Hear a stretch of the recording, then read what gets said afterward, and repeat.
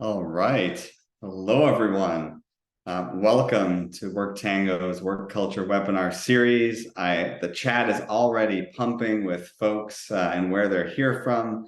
I'm seeing folks from the US, from Canada, from Mexico, Brazil, you name it. And we're very excited to have you all here. My name is Rob Catalano. I'm the Chief Engagement Officer at WorkTango. And if you're new, we put on this webinar, once every couple of months to really inspire our organizations that we partner with, engage folks in coming up for air and seeing what else is out there in terms of wonderful people strategies, and also bring in fantastic speakers to have another voice in terms of what we're seeing in the market. So more people from Kosovo appreciate it. So we're excited to kick off today, and I wanted to just do a couple of introductions and some housekeeping before we get launched. So first things first is, people always ask, are you going to get some of the slides from this? Jessica will address this later, but we will provide some biggest hits and things that you need. So focus. No need to take furious notes. You'll be able to get some of that information sent over to you, and the team will also be sharing some resources in the chat later. Also, we want to make this interactive. If you've been to a WorkTango webinar before, you'll know that it's not just about 60 minutes of information coming your way. It's us having conversations. I've been given permission to interrupt our speaker, look at your questions, look at the chats. We want to make this really interactive. So please, be involved in the conversation today. Keep in mind that the chat, there'll be a lot of information in there and things like where people are from. So it'll be interactive from that perspective. But if you have specific questions, in Zoom, there's a Q&A section. Please click there. Not only can we ask questions, but we can all upvote them so that, it's hard to get to all the questions, but we can try to get to the ones that are voted to the top. So again, feel free to ask, provide your chat, Q&A. We want to make this a very interactive discussion. So before I introduce our speaker, I wanted to just address our topic briefly. I'm so excited to discuss this concept of culture and the culture equation today. This is a bit of an excuse to wear my very professional hoodie here. We have these WorkTango culture creator hoodies, but I do believe that culture absolutely holds power to drive employee success, but also business success at the end of the day. And it's such an important topic. I was reading a few things recently. There's a quote by Ranjan De Silva from Sensei International. He said, organizational culture is the water in the fishbowl. If the water is clean, if it's nourishing, if it's energizing, the fish will thrive. But if the water is toxic, the fish will die, leaving the infrastructure valueless. And you read that quote, and what I kept thinking to myself is we've all felt that amazing and not so amazing culture. We've likely lived the impact it's had on our personal lives and even the ones of our teams and our companies. And even though cultures are very unique, there's a way to hone in on building fantastic cultures, right? And that's where the culture equation comes in. And that's why we're excited to have this topic today. So that being said, I want to introduce our wonderful speaker, Jessica Kriegel. Dr. Jessica Kriegel is the chief scientist of workplace culture for Culture Partners, leading research and strategy and best practices for driving results through culture. And as a data scientist, her mission is to quantify culture, and all her doctoral research and practice application was through consulting engagements with companies we all know, like Oracle, Toyota, Lockheed Martin, Bank of America. And that led to the culture equation conversation we're having today, right? It's really a tested model where strategies combine with culture to deliver consistent results. And today, Jessica applies data-driven insights to dismantle the chaos of poor morale. I love that. Dismantle the chaos of poor morale, low performance, and missed financial goals, which happen in organizations at times. She's a Fortune 100 thought leader, an international keynote speaker, as well as an author of Unfairly Labeled, How Your Workplace Can Benefit from Ditching Generational Stereotypes. I am so excited to have you as part of this conversation. So welcome, Jessica. And just to round out the introduction, before you start, I want to hear anything about you personally, maybe the first concert you ever went to, or something we wouldn't know by reading your bio or looking at your LinkedIn. But welcome. We're so excited to have you. Thank you for having me, Rob. I'm so excited to be here. The first concert I ever went to, it's actually a funny story. I was 13. My mom surprised me with tickets to the artist formerly known as Prince, and Shaka Khan was opening in Madison Oh, Square Garden. amazing. But I was obsessed with the Fresh Prince of Bel-Air at the time. So when she said we were going to see Prince, I thought she meant Will Smith, who was also actually, I was a huge fan of Will Smith, and I didn't know who the artist formerly known as Prince was. So we went and I was super disappointed. Now, little did I know that I was seeing a legend in action. I was like, who is Shaka Khan? What's going on? The things when we look back when we're a teenager and reflect on that, we wish we knew then. Oh my goodness. If only I had known. I mean, who knew that I was seeing Prince and it was way better than Will Smith, it turns out.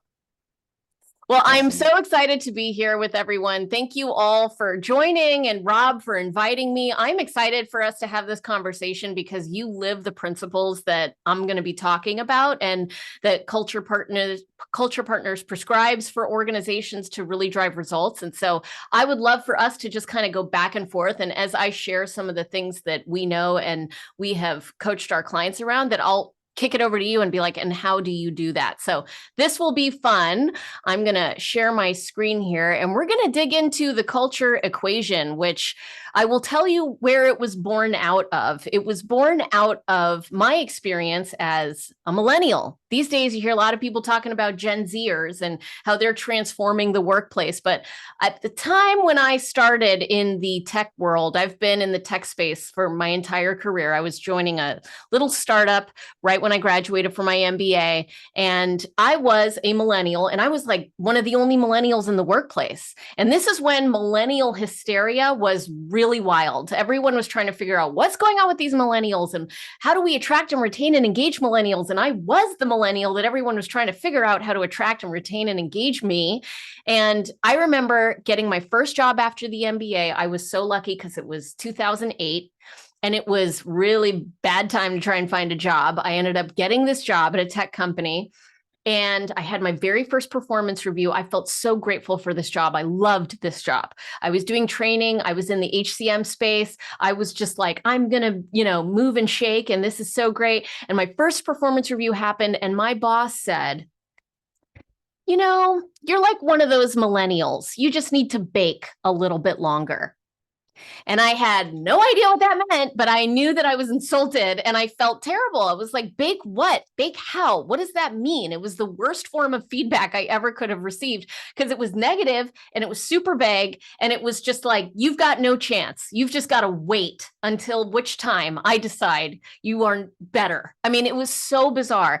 And so I checked out. I decided that was the kind of culture that I was in. I decided to check out of my job mentally and emotionally. And I ended up going to school and I got my doctoral degree and I was studying human resources development. And in my doctoral degree, you do this dissertation, right? And they said, pick a topic that you are super passionate about because you're going to be thinking about that and reading everything about it for the next year. You could not get bored with this. And I said, I want to study millennials.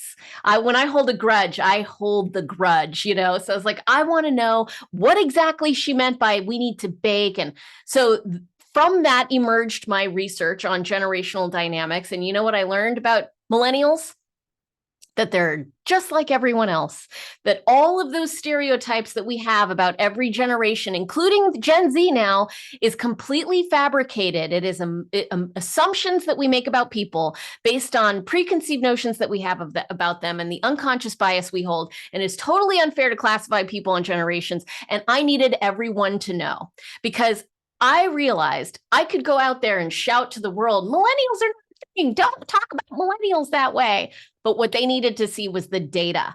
So I did the research myself. I wrote that book that was completely data driven. And from there, my keynoting career emerged. I mean, people just ate up the data. And that's when I realized, leaders want data. That's what they want. So if I want to get them to do the right thing, I can't just appeal to their emotional senses. I got to show them the data. So that's what this keynote is about today. I'm going to show you the data. I'm going to show you how exactly culture drives results and the evidence that we have researched to show that it really is true. So the thing you need to understand right now is that leaders are struggling.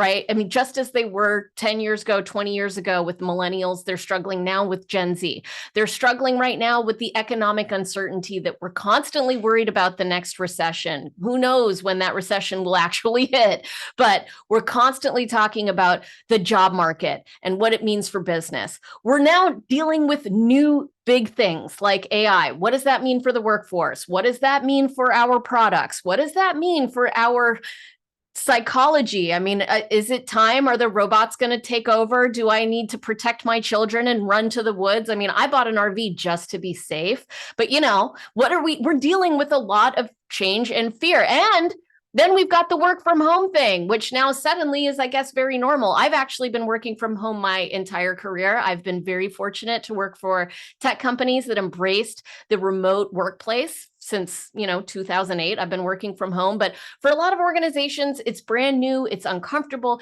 and they think that they're losing their culture because they're not in the workplace, in the headquarters anymore, right? And the reality is that culture is not attached to the four walls of your workplace. Culture is something that happens virtually as well as in person. And I know we asked the audience members here today if they're struggling with work from home dynamics and if your people are being forced back into the office or now. And it was like 45% are being put back in the office, but remotely kind of hybrid. And then 45% are not. And so, we got a various experiences here on this call. But ultimately, what I think we probably all have in common, because you're all here, is that you're trying to figure out how to create good culture. Because intuitively, even without the data, we just know good culture feels good. And it feels like the right thing to do, right? It feels like, yeah, I know that when I'm in a bad culture, like that time when I was in a bad culture when I had my first performance review and my boss said, you just need to bake a little bit longer. I checked out. What impact did that have on the business, right? She didn't even know I went to school. I didn't quit. I'm the original quiet quitter. I just decided not to care anymore. And when I don't care, I don't produce as many results for you, the business, as I otherwise could, right? And when I don't care about work, I don't feel great either. We love, OG quiet quitter. That's right. When I don't care about work and I feel like work doesn't care about me, there's not a lot of synergy happening to drop some business jargon on you, right? So we're all trying to create good culture. It seems like everybody wants good culture. It feels like good culture is going to create results, but what on earth are we even talking about when we talk about culture? That's problem number one that we have to solve for on this call, because I bet I could ask all of you, and actually I will. Go ahead and pop in the chat right now what you think the definition of culture is. I would love to see it. Let me guarantee you that we're going to have a bunch of different answers that are not all consistent, because we haven't agreed upon at a societal level what culture really is. It means different things to different people. Joe Smith, the way we do things around here. Yeah, exactly. How do I operationalize the way we do things around here? How do I scale the way we do things? How do I measure that? Set of norms and behaviors, the way the company works. It's the water. Rob read that great quote. It's the water in which we live and breathe, the attitudes and behaviors, a set of shared values and mission, the unspoken way you work.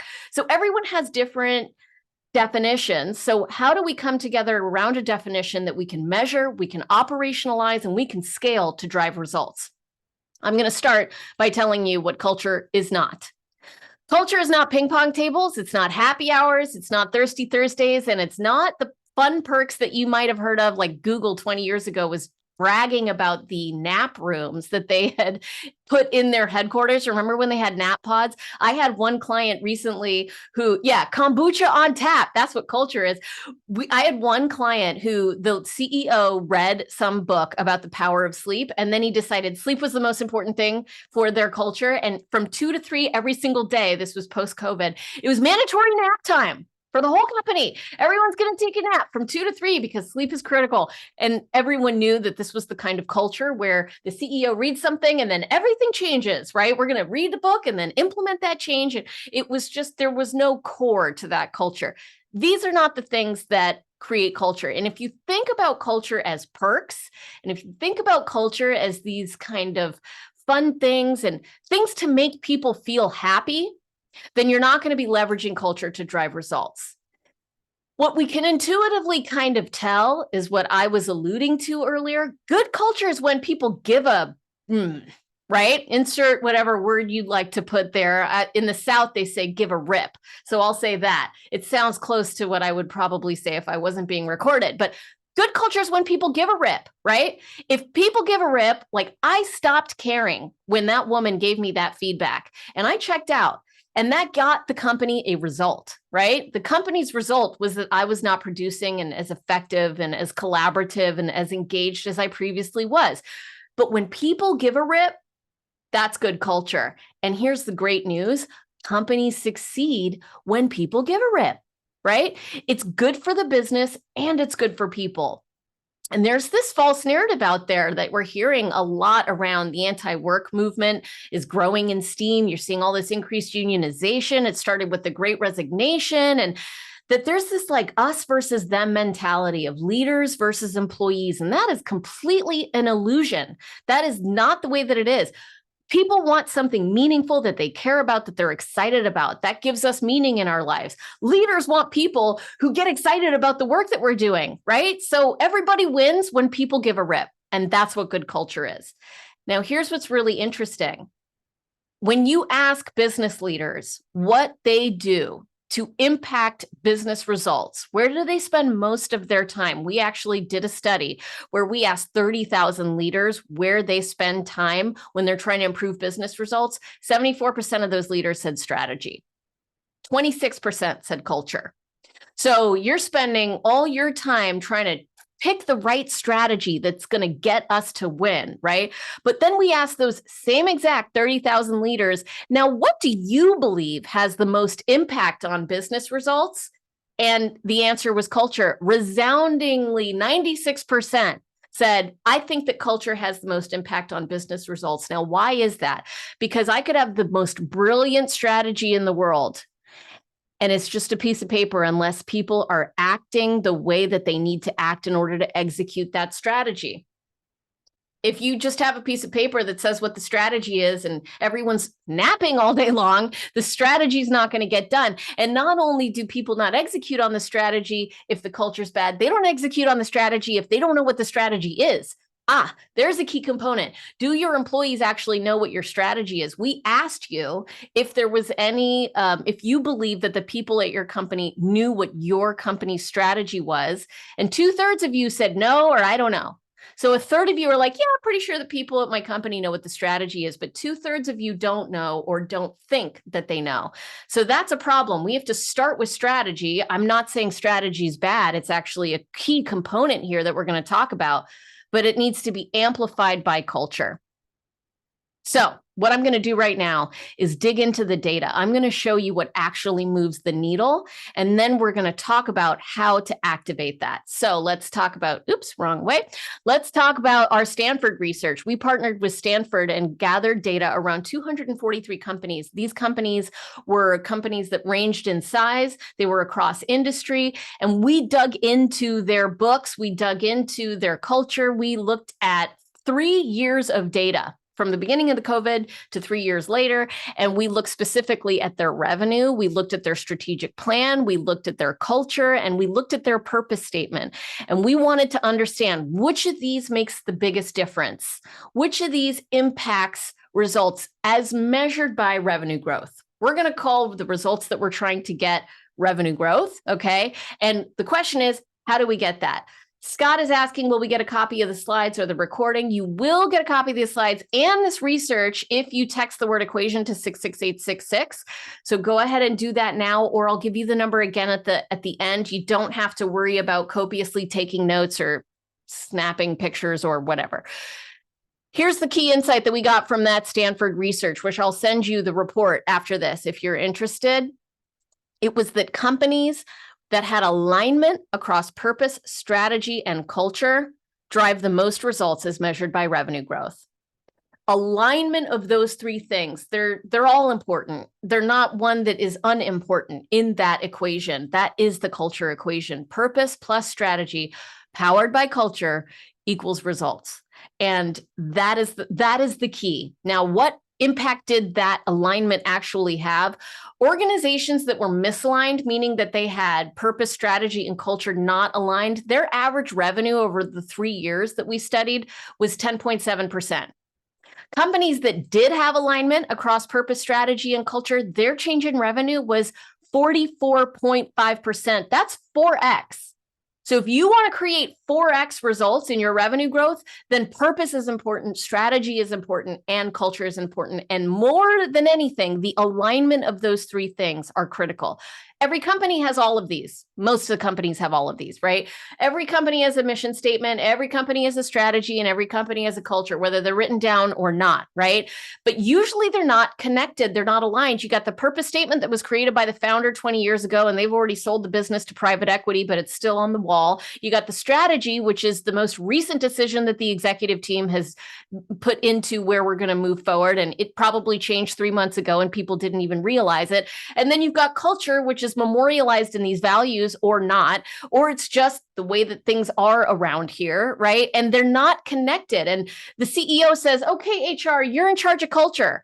You do culture, we'll do strategy, purpose is already done, and that's misalignment. So when you're a leader in an organization, and this applies to teams as well, you don't have to be the CEO to create a culture equation for your team.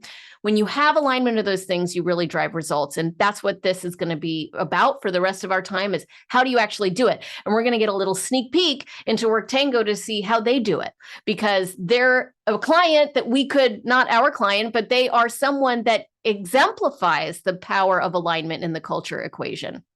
So purpose plus strategy powered by culture equals results. Let's start with purpose. And Rob, I was hoping I could kick it over to you and talk about some of the, best practices that are so hard for people to wrap their head around when it comes to purpose. Is simple. It's few words, it's memorable, it's inspirational, it's powerful. I think your purpose is literally the best one I've ever seen. So can you, if they don't already know, share it and then talk to us about how you came to that? Yeah, absolutely. I think in the last 20 years, I've been with two organizations that had a very similar purpose and focus that I think was heavily integral in growing the growth of all those businesses. In terms of WorkTango today, we actually didn't create a purpose or a mission statement. We believe missions and purpose was something a lot of companies were doing. So we instead created what we called our passion statement. Pretty similar in terms of concept, but just a little unique to us. And that passion statement was improve work lives. Actually, when I'm not wearing this shirt, I'm probably wearing another shirt that has our passion statement on it. But it's improve work lives, and work is in parentheses. And the simple concept is that if we can improve people's work lives, where we spend the most of our waking time at work, then that has huge impact on improving people's personal lives in general. So if we can build better employee experiences, better cultures, people are enjoying their job, they're not, checking out or having those scenarios where they're providing no value.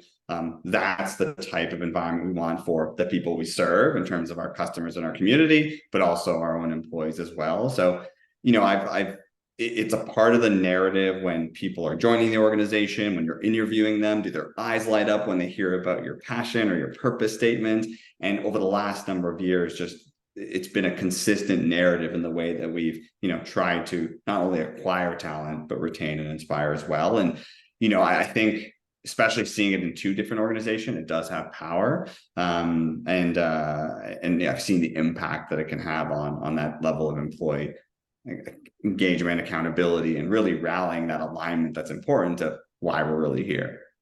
Yeah, that's beautiful. One of the things that I always talk about is the power of employee fulfillment. Instead of, just focusing on engagement, what about a fulfillment? And what I do whenever I'm interviewing someone is asking people what their personal purpose is. So heads up, I'm about to ask you what your personal purpose is, and it might be improve work lives. That's pretty good personal purpose, right?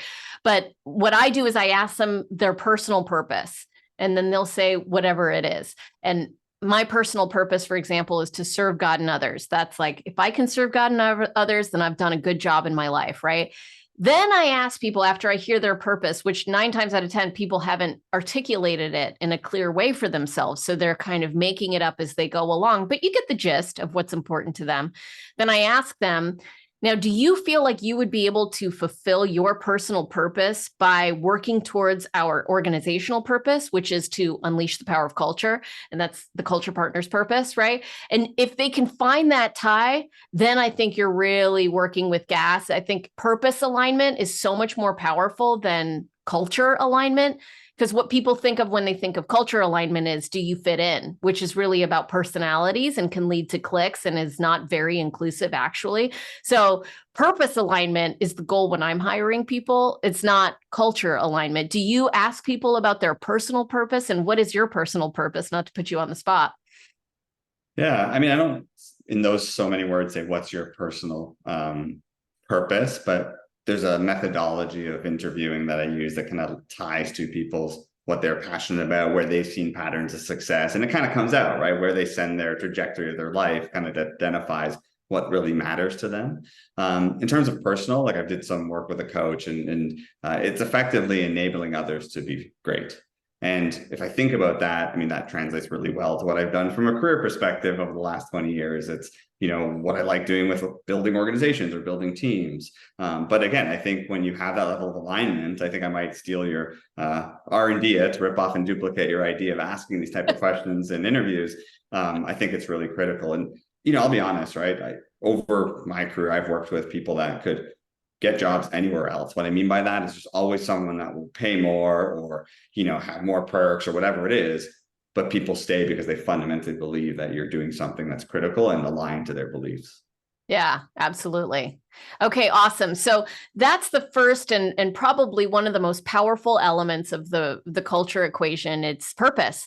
Purpose plus strategy powered by culture is what's going to get you results. So the best practices recap really quick is 6 words or less. Inspirational, has nothing to do with making money. Making money is the purpose of business. It's not the purpose of how you will make a difference in the world. So keep it inspirational, keep it simple, keep it memorable. And I just see in the chat for people outside of the US, go back. Here is, you can just email me and I will send you that because the text doesn't actually work for people out of the US. And can Jessica repeat the second part of that question again? Yes, it is, what is your personal purpose? And do you believe that you can fulfill your personal purpose by working towards our organizational purpose, which is, and then insert the organizational purpose, tell them what that is. Okay, hey, so Jessica, just to chime in, there was an interesting question on the Q&A, and I know you're not reviewing that, but it says, what do you mean when you refer to engagement? And I might have said it, you might have said it, but curious, engagement is a similar concept of culture where you might get 50 different answers if you ask 50 different people. So that's an interesting, it came up between both of us, but any thoughts on what you mean when you refer to engagement? Yeah, so I think there's, engagement is actually a dangerous word because it can mean so many different things to different people. And I can tell you what the extreme positive side of engagement is and the extreme negative side of engagement. Employee engagement was invented by a bunch of management consultants in the 1990s. Up until that point, people measured job satisfaction. They were very excited about understanding whether people were happy or not, and whether people are happy or not is a good goal to have, right? Management consultants then said, you know what? CEOs are going to love it if they're not only happy, but engaged, because the definition of engagement is to have your attention fully focused on the task at hand. If they're engaged, they're more productive. If they're more productive, we're making more money and life is good. And the CEOs are going to buy my services all day long. And so that's kind of the jaded point of view on what engagement can represent. When you take it too far in that way, that it's all about productivity, you get burnout. And so what I think I think the thinking of the definition of engagement has evolved. And I think most leaders don't think of it as how much productivity can I suck out of this person, but is rather, do people feel fulfilled at work? And that's why I think this question about what's your purpose and can you fulfill your purpose at this company doing this work, that really creates a sense of engagement that I'm talking about, which is giving a rip. Do you give a rip about the work that you're doing? If you do, we are on track. That's engagement today, the way that I think most leaders probably think about it. Anything you want to add, Rob? No, I love it. I was actually just about to say how much I love Michelle's comment as well about personal purpose. It's inspiring. So thank you, Michelle. I would actually love if everyone could put their personal purpose in the chat, because it'll maybe give inspiration to those who don't have a personal purpose to start to articulate it. So go ahead right now, put your personal purpose in the chat. We'd love to be inspired by you. And then we're going to move on to talk about strategy. So we talked about purpose. Let's talk about strategy. Strategy, purpose is why your organization exists, right? The strategy is what most people have, and you would be surprised how many leaders don't actually have a written down strategy. I sometimes work with companies that are really, really big, and you think they must have a template or a model for the strategic plan. And the reality is it's all up here, baby. It's just in their head, and they think everyone can read their mind. And so writing down your strategic plan in really simple terms is critical. And the model that we use is shockingly called the culture equation model, which is this. You include a cohesive narrative of what the story of your business is. It starts with purpose. We just talked about that. It also includes a vision, which is where you're going. A way of saying that is what will be possible because we've lived our purpose. So we exist to improve work lives. 5 years from now, what will have been possible because we improved work lives? And if we were to be on the cover of the Wall Street Journal with some great winning successful headline, what would that headline be? It gives something, a goal for people to work towards, and is usually a 5-year goal, 3-year goal, something more long-term, but not timeless. You create a big stretch goal and then you try again. Then you got to figure out these strategic anchors, of which we recommend that you have no more than 3. Long-term priorities, they're like the big strategic bets that your leadership team has made on how you're going to succeed in achieving that 3 to 5 year vision that aligns with your purpose. Remember, this whole thing is connected. Then you measure it. We need to know what the number is that will determine if we made it with that strategic anchor. If you have a strategic anchor that you can't measure, then it's very vague. And so we have to identify, we call 3. You had 3 strategic anchors. You're going to have 3 key results, meaningful, measurable, memorable key results that everyone in the company can get behind. Something that is meaningful to the work that they're doing. Everyone can see themselves in that work. It's memorable. It's easy to remember, because if you don't know what the key results are, how are you going to help accomplish that? And it's meaningful, measurable, and memorable, right? So memorable, I got to remember it. And measurable is, the number part. Once you've got that key result, then you identify becoming very explicit about the cultural beliefs that are going to get you there. The purpose is like the why, right? Your why is to improve work lives. The strategy is the how. We're going to do this and that and that, and we're going to take this bet and that bet, and we're going to measure it this way. And the cultural beliefs are the way. It's the way you get things done. It's, can I be successful at this company if the way I'm going about achieving success is by just destroying my teammates in a competitive nature? Like, that might be your culture. I mean, I've worked at companies that were like that, where it was just sharky and competitive, and that's what the CEO wanted. Maybe not, right? So it's being explicit about the water you want to create, the norms and beliefs, the behaviors, the way things that happen around here. That's really critical. And then the activation of that, which is who's doing what and by when. I'm going to show you an example of this, and this is one of our clients. It's the Suncoast Credit Union. This entire culture equation model is on one slide. Their purpose is to improve the financial lives of our members. Very similar to yours, Rob, right? It's like, but they have a target, which is their members. Their vision is to have 2.5 million members by 2030. Perfect. I know how to measure that. I know what our goal is. I know when that's going to happen. They then have these key results, which are the way they're going to measure success on the strategic anchors, which are beneath that. We have 11% member growth annually, and we're going to do that through growth through price and financial wellness. We're going to have top 5% in the nation for MPS and financial institutions by being the member's advocate. 4.99 app rating, be envied in digital delivery. Those key results and those strategic anchors are tied. It tells a story. By doing those things, we're going to move the needle in the next year on getting that vision. And we're going to be able to live our purpose by doing those things. And then they have really explicit cultural beliefs, how it's the way we go about doing it, right? The way we go about achieving our strategic anchor, key results, vision, and purpose. When you have it on one slide, that number that we asked you about, what percentage of people at your company understand their company strategy, 2/3 of you said, no, I don't know. That number will go way up if you have one slide that tells the whole story of this company. And it ties culture to strategy to purpose. That's the alignment that we were talking about in that Stanford research. It's how do you get those three things aligned? This is how. You write it down and you make it simple. And it's really hard work to do because everyone wants to include 1,000 stakeholders. They want to write a mission statement that is 10 paragraphs long. They want to have 5 strategic anchors. The simpler you get it, the better. So we've talked about purpose and strategy. I've shown you an example of how best practice around purpose. We've talked about strategy. I showed you an example one. We still haven't gotten to that culture thing, have we? And this is a culture webinar, and I'm on slide 23 or something, and I still haven't defined culture.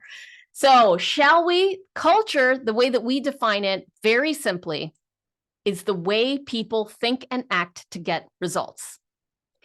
The way people think and act to get results, that is your culture. Now, when we look at the culture equation, you've got your purpose, which is the why. You've got your strategy, which is the how. That gets amplified by the way people think and act to get results, right? Are your employees thinking and acting the way that you need them to act in order to drive those results? So let's break this down. Results is pretty simple, right? We all know about results. This is the obsession of every CEO and every team leader. What are the results you're trying to achieve? Customer satisfaction, attraction and retention of top talent, revenue, EBITDA, competitive differentiation.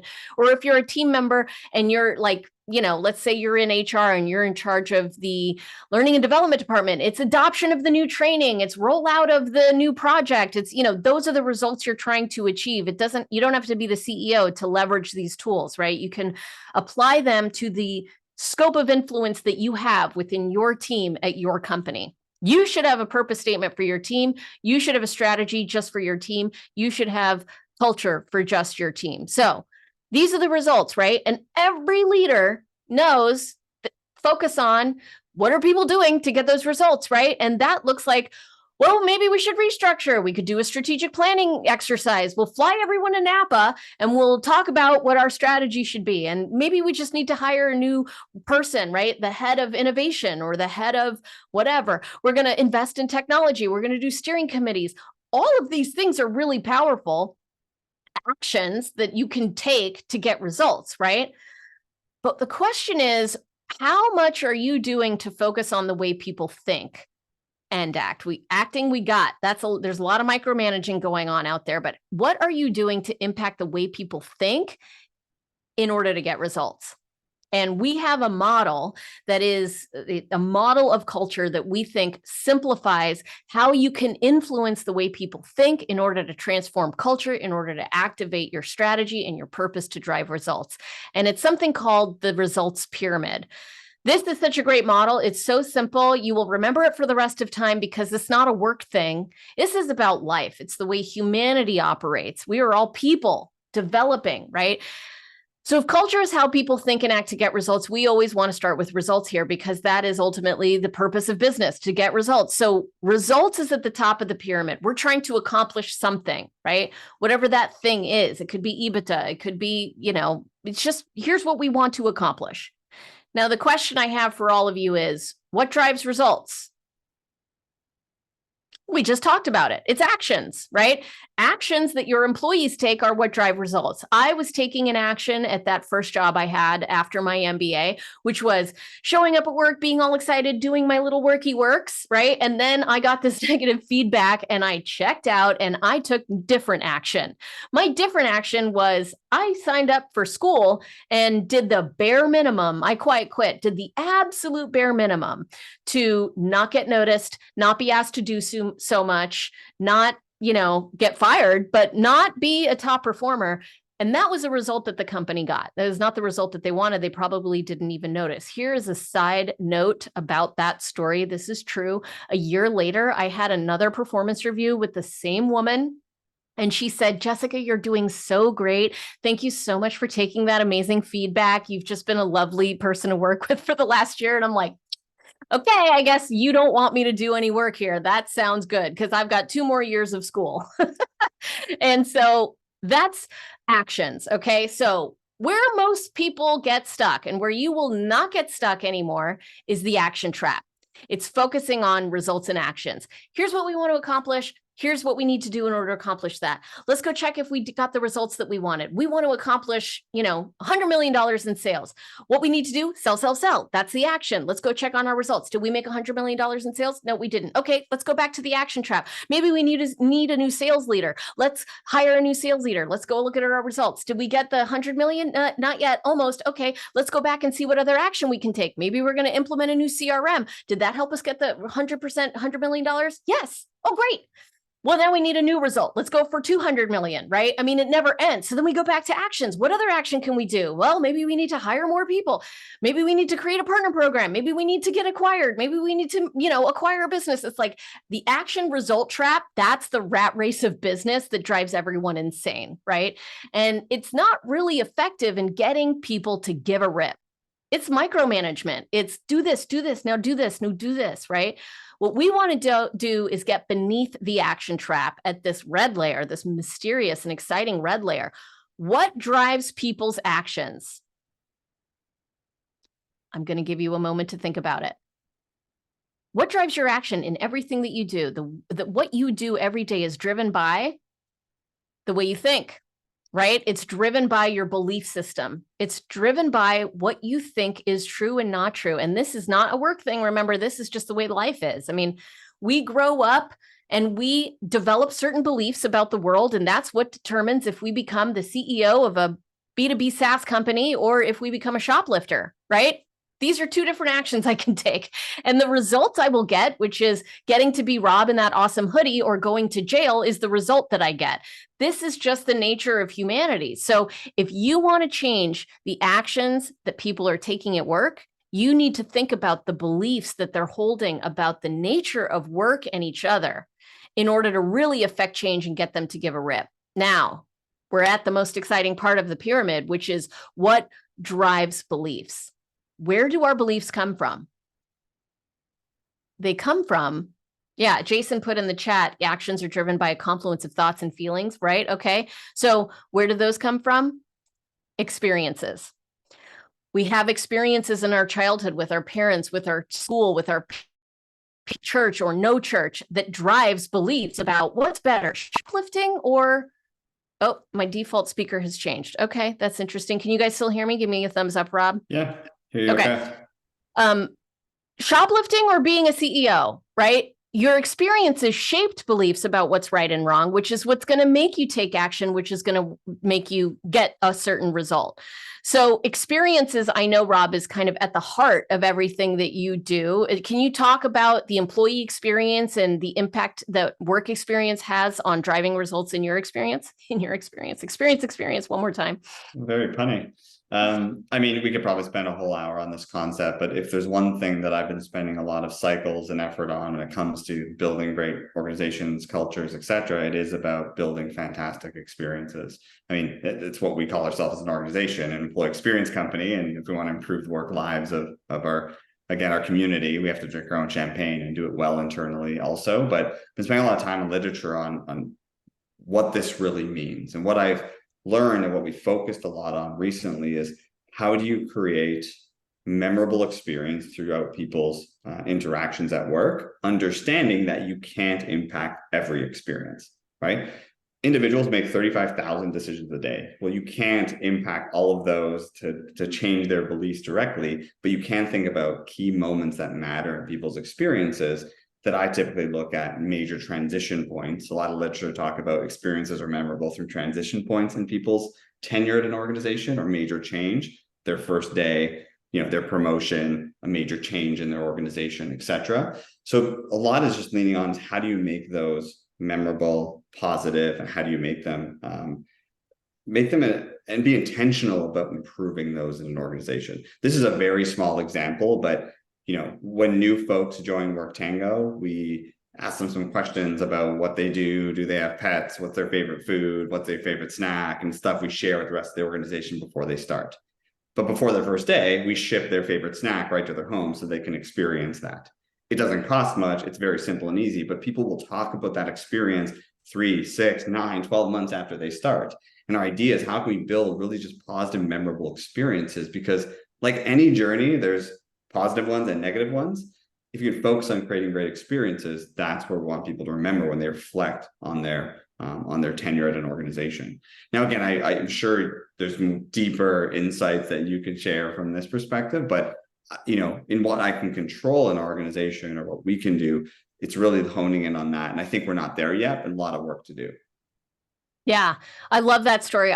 Tori, I'm guessing works at WorkTango, said she's been talking, or she has been talking about the experience 8 months after the fact. And I asked her, what belief did that experience create? She said that my work cares about me, that your work gives a rip about you. And you know what makes people give a rip about their work? When they feel like someone gives a rip about them. Rob didn't even know Tori was here. Hi, Tori. So that's really critical, right? People care when they feel cared for. And that intentional experience that you created a belief that, yeah, they care about me. And that creates an action, which is, I give a rip about work. I'm going to be more engaged in a positive way, not productive and on a rat race, but rather I'm going to take action to help work win because work cares about me. So that's experiences, being intentional about it. What exactly do we mean? That's a really big, bold experience that I think is a perfect example of something that can be done to influence, create a memorable experience. But we can't be doing memorable, big, bold experiences all day long, right? We have a business to run too. So what's key here is understanding that you can be intentional and actually might be more profoundly powerful when we focus on the small everyday experiences. There's 35,000 decisions a day, but there are some decisions we can make that make a severe impact. I mean, severe in a good way, significant impact on the beliefs that people have at work every day. And the first three that we suggest everyone start with, I'm going to go through them. One is storytelling. We are creatures that live and breathe through stories. The narrative of our entire human existence is through stories. We learn through stories. Stories is what makes the world go round. So the stories that you tell, Rob, you just told a story, right? And that story creates a belief. Yeah, you know what? Showing someone that I care really will make a difference in the actions and results. I mean, we're telling stories to influence people. How do you get people to care? You care, you get them to care by showing how you care, but also you tell stories of people doing things that tied to this results pyramid. So here's an example. We had a client in the healthcare industry, and they were having a hard time collecting next of kin information for their patients. People would come in. It was so much going on. The people that were in the healthcare positions that were supposed to collect that next of kin information, it's like they did it 42% of the time. I mean, it was like barely getting half and half, right? And that was critical information that needed to be gathered, but it was so much going on that it just wasn't getting done. So chief nursing officer attended one of our trainings, saw this results pyramid and was like, okay, experience. Well, first, she started by creating a bunch of training around the form. She translated the form into a bunch of different languages. She simplified the form, making it simpler to fill out. That's all at the action trap level, right? It's like, we got to get this form done. Can you guys please fill out this form? We'll make the form easier to fill out. Do the form, do the form, do the form. And after 6 months of that effort, the collection rate of the next of kin information was 47%, 5% bump. I mean, we still weren't even at 50-50. So much money, so much effort went into this action trap that did not barely move the needle. When she did this training, she was like, okay, you know what I got to do is create an experience. And then what she did was she gathered two stories. One story of a patient who they came in, they were totally fine, responsive. We did not gather their next of kin information. Things went downhill for that patient. We didn't know what her background was. We didn't know what the medication was. We ended up administering medication that was complicated by something she was already on, and we lost the patient.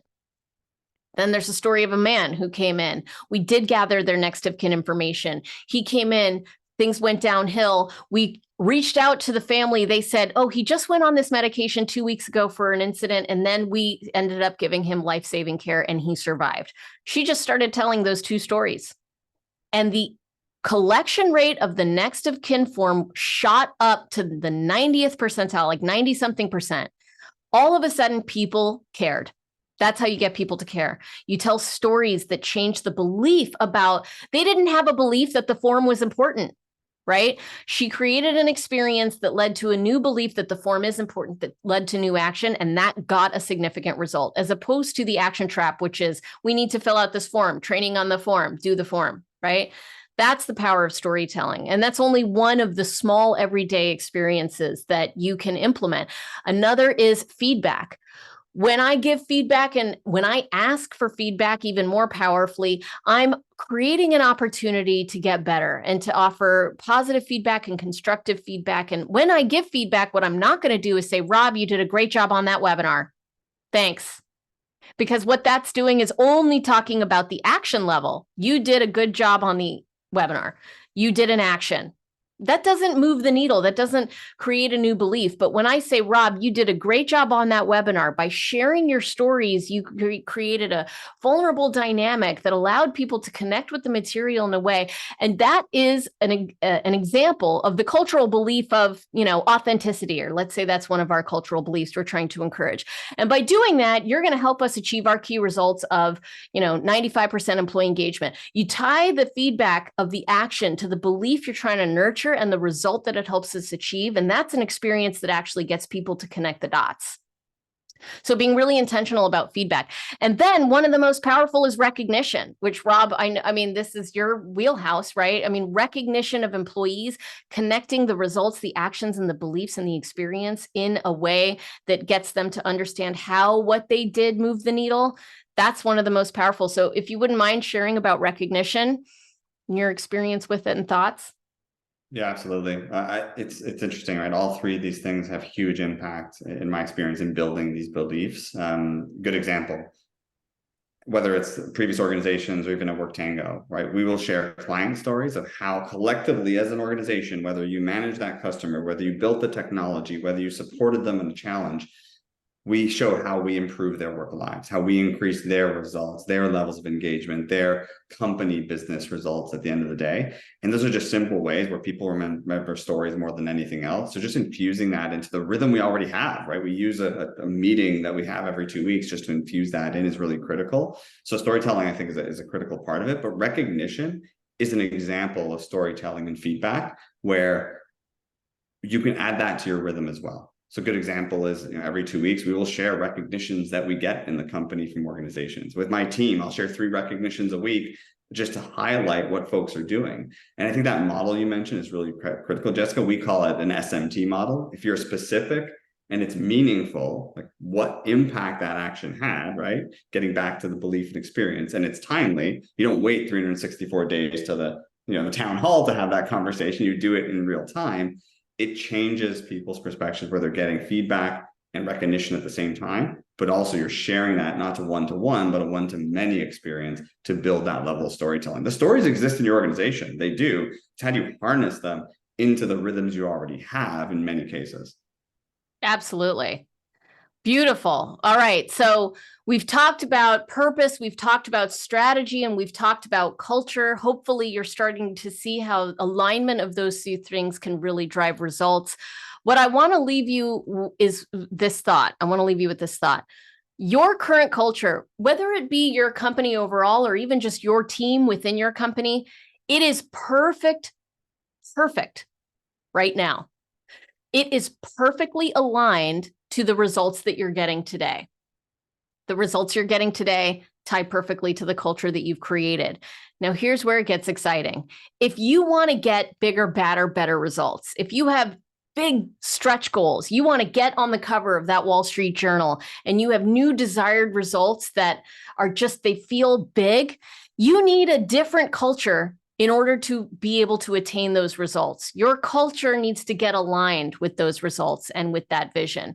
And that needed culture can be created by the culture equation model that we talked about. Get your purpose simple, memorable, make sure everyone knows it by heart. You could call any one of our culture partners employees right now, anywhere over the world, and say, what is our purpose? And they will say it to you. They know it. Then get your strategy really clear, get it written down, simplify it, and then be explicit about the kind of culture you're trying to create, those beliefs that you want to create, that red level of the pyramid, and then you use the results pyramid to influence that. That is the role of the leader today. It has evolved. It's a lot less about telling people what to do, and it's a lot more about creating the circumstances where people can do well. Thank you so much for hanging with us. We are going to take questions now. I want to remind you that a copy of the slides and the research are available to you if you text the word equation to 66866. So I'll leave that up there for a little bit. And Rob, what are we looking like with questions? Do we have anything juicy up there? Yeah, there was one earlier, and I knew we would get to culture, so I waited, and it's glad we have time for it. But the question, it's from Anonymous, says, what can you say to leadership to get them to invest in culture more, right? Like, we fundamentally believe it, all of us on this call. If we're getting, if it's an uphill battle to actually get our leadership to believe, what can we do to get them to invest more? Yeah, that's a great question. So this is probably the most common question I get at the end of keynotes that I do, where people come up to me and say, I totally buy in, I love culture, but my leaders don't care about culture. What do I do? And early in my career, my answer was, I don't know, leave that company. That sounds awful, right? But I've finessed that a bit. And what I will say is two things. One, your leaders do care about culture. The question you want to ask them is, what kind of culture do you want to create? Culture is so vague. What I think they're feeling like when they say their leaders don't care about culture is they don't care about creating the same kind of culture that I think we should create. Your leaders probably want to create a culture of accountability, and you want to create a culture of empathy and understanding. And that feels like they don't care about culture because they don't think about culture the kind of way that I think about culture. So I think asking your leadership team, what kind of culture do you think we need to create so that I can live that way? That will get you a little bit closer to understanding. And then asking the question, now, how can we create that kind of culture? If we're creating the kind of culture they think is going to drive results, they're going to get invested in that. That's one answer. Here's a second answer if you don't like that one. The Culture Partners wrote the book, The Oz Principle. It's like wildly successful book. It's been in print for 30 years, and it's all about taking accountability. And ultimately, we can't get anyone else to do anything. We can only take accountability for what we do in the workplace every day. And so as a leader of your team, do the culture equation in your team. Drive culture within your team. Get incredible results for your team. And then they're going to notice and they're going to be like, what's the secret? And then you can share the secret. You can only get yourself to take action. You can't get other people to take action. And the way that you can drive the belief that they need to invest in culture is by showing them the way it works. So, and if that fails, quit and find someone else. I love it. I've worked in so many organizations, especially in the guys of WorkTango, where it's like they won't invest in recognition rewards or employee listening or those types of things. And I was like, just try it with your team. And they're going to look back at the end of the year and say, why is this team killing it versus others? And they're going to realize it and invest. And I've seen that story play out so often. So you're right. Like, kind of own your own domain if it's too challenging, or I agree, quit. With a minute and a half left, I wanted to do three last things. First is I wanted to thank you, Jessica, for, I don't know how to do this virtually, but maybe claps, maybe icons, things in the chat. Just a big appreciation for sharing your wisdom of crowds, what you've learned, a lot of really good data and inspiration for us to change our own company cultures or team cultures or how we interact, even our own personal drives and passions as well and purpose. So much appreciated. Show her some love. Second thing I wanted to do was just share that we're actually continuing this journey for our work culture webinar, really focused on employee recognition done right. And this is happening in December. So hopefully you can join us again for these types of conversations. And lastly, just a big thank you to everyone that is here. Thanks for being part of the community. Thanks for interacting. Thanks for sharing your personal purposes. I can't say thank you enough collectively to everyone. And best wishes for a fantastic remainder of your Wednesday and September, and maybe your end of quarter. And you're probably really busy. And thank you for joining us on the end of quarter. So once again, take care, everyone. Have a good one, and take care. Thanks, Rob.